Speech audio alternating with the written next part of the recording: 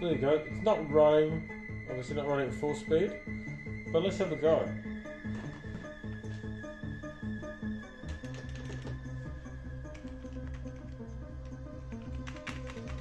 Where are the coins? Why do, oh, because I'm tapping the keys, but I actually need to get it back into focus. So I need to click on this side. There's the mouse here now. Now I can.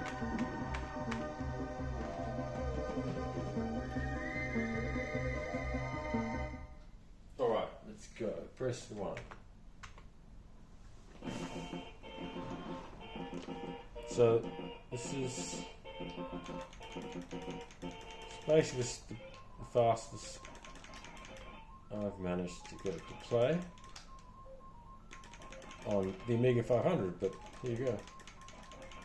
I think space is, but let's play. Xevious 1200 on the Amiga 500.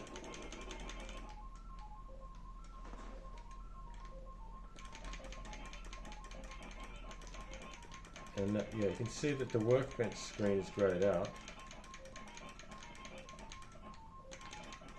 I'll keep playing a bit more and we'll see what.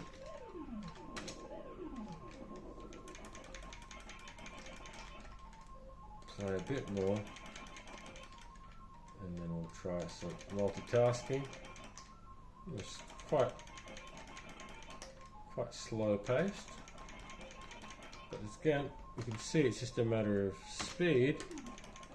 And again, this program that we're using here is very old, and I'm sure optimizations are going to be possible, and this can be a solution to the AGA limitation, and also a solution to chip RAM issues for people that just want to play